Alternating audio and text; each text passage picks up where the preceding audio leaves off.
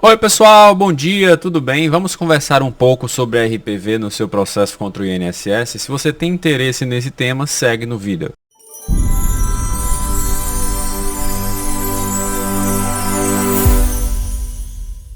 Gente, antes de qualquer coisa, gostaria de repetir aqui o nosso mantra do canal, tá? Se você não é inscrito no canal, se inscreva nele, curta o vídeo e deixe seu comentário com a sua história, tá? Meu nome é Adelmo Dias Ribeiro, eu sou advogado, trabalho com previdência e com saúde e busco aqui no YouTube ajudar vocês a terem acesso a maiores informações sobre o direito processual previdenciário, né, de uma forma sempre prática, voltada para aquelas pessoas que não têm formação jurídica. Portanto, hoje eu separei um tema que é de suma importância e é de interesse de muitas pessoas, que é o tema das requisições de pequeno valor, né, dos pagamentos no âmbito das ações previdenciárias. Para introduzir esse tema, é fundamental que você entenda: toda ação que envolve a fazenda pública, né, envolve também um procedimento de pagamento próprio, né, que é o regime das requisições de pequeno valor ou dos precatórios. Ah, doutor, o que é que diferencia o RPV do precatório? Em regra, o que diferencia é o valor. Tá? No âmbito federal, as requisições de pequeno valor são utilizadas para pagamentos de débitos inferiores a 60 salários mínimos, né? E os débitos superiores a 60 salários mínimos são pagos através de precatório. É possível, sim, você fazer a renúncia de um crédito superior a 60 salários mínimos para fins de receber ele em RPV. Ah, doutor, e por que eu faria isso? Porque a RPV é paga em 60 dias, tá? Então vamos tratar um pouquinho da RPV. A requisição de pequeno valor é um mecanismo de pagamento da fazenda pública para aqueles débitos inferiores a 60 salários mínimos no âmbito federal e nas causas contra o INSS. Tá? Então você que tem sua ação previdenciária, é natural que a ação tramite, né? A ação seja sentenciada, caso exista recurso, que o recurso seja julgado, e posteriormente a essa fase, que nós chamamos de fase de conhecimento, vem uma outra fase, que é a fase de cumprimento de sentença. Na fase de cumprimento de sentença de uma ação previdenciária, você vai informar ali para o juiz os cálculos, os valores que são devidos, e o INSS vai apresentar os valores que ele entende devidos, e ao final de tudo isso, será o juízo chegará a um montante, né, um montante que se reputa justo para aquela causa, né, e esse montante será objeto da expedição de uma RPV. O que é expedição? Expedição pode ser entendido como emissão de uma RPV. A RPV é um documento, tá? É um documento que eu inclusive vou mostrar para vocês um exemplo, né? Vocês vão poder ter acesso a um exemplo, mas é um documento que materializa um crédito financeiro previdenciário, nesse caso das ações contra o INSS, né? Então a RPV vai indicar ali os dados do beneficiário, o valor que é devido para aquela pessoa, né? A taxa de juros que será aplicável, né? E ela será expedida e juntada ao processo. É um documento, portanto, que você pode inclusive solicitar ao advogado que acompanha a causa. E você, advogado que acompanha a causa, pode inclusive enviar para o seu cliente para eliminar qualquer tipo de dúvida, qualquer tipo de desconfiança eventualmente existente, tá? Então a RPV é esse documento, né, que vai ser emitido ou expedido juntado ao processo, né? É sempre importante distinguir, pessoal, né, a expedição da RPV, que é a juntada daquele documento ao processo, com seu envio para o tribunal, né, que é a migração, né? Por que é importante distinguir isso? Porque o prazo de 60 dias para pagamento da RPV só se inicia com a migração, né? Então, assim, sua RPV foi juntada ao processo, beleza, mas o prazo ainda não começou. O juiz, antes de enviar a RPV para o tribunal, de regra, ele vai intimar as partes para se manifestarem. Por que ele vai fazer isso, doutor Adelmo? Porque podem existir erros de cálculo na RPV, né? A RPV pode não ter sido calculada adequadamente, né? Podem ter erros de juros na RPV. Então, para evitar que exista uma supressão do contraditório, o juiz intima as partes antes da migração da RPV para o tribunal.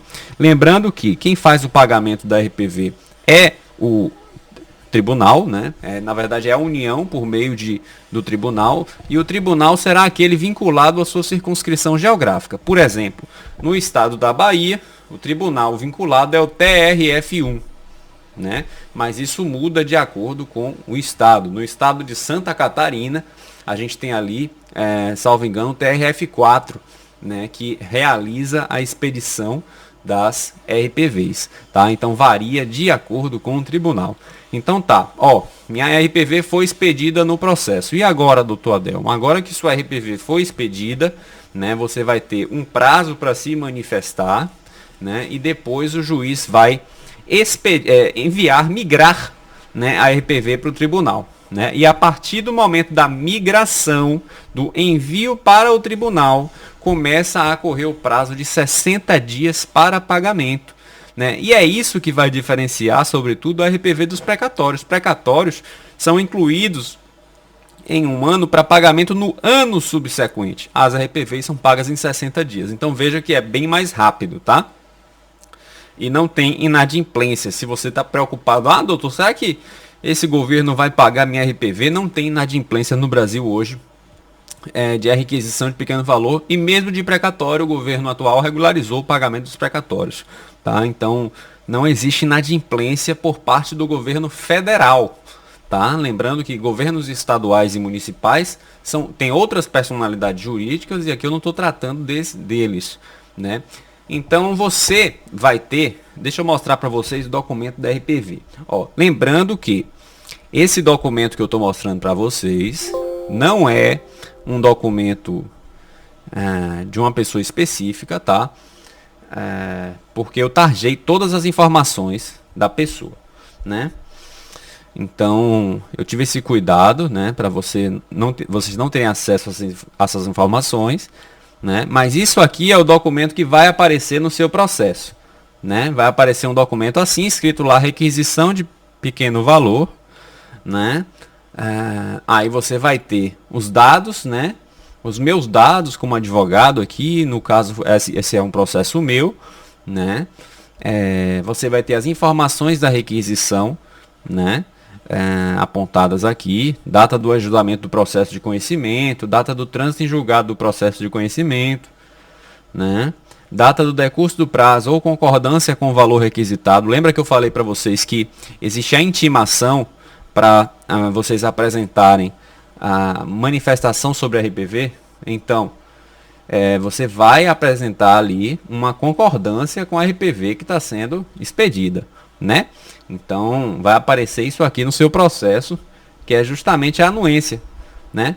E aqui é super importante, a segunda página da RPV é super importante porque ela vai indicar, né, o montante total que você vai receber e os juros. Vale lembrar que esse valor aqui não é o valor final, porque geralmente corre juros entre a migração para o tribunal da RPV e o pagamento. Então, como esses juros são altos, você vê aqui, percentual de juros 0,5% ou 70% da Selic e Selic, né? Você vê que os juros são altos, né? Então incide os juros. Então é normal que você tenha ali um valor um pouco maior ao final do processo, né?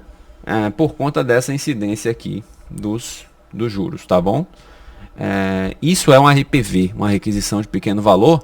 Agora vocês já têm esse entendimento do que é uma RPV.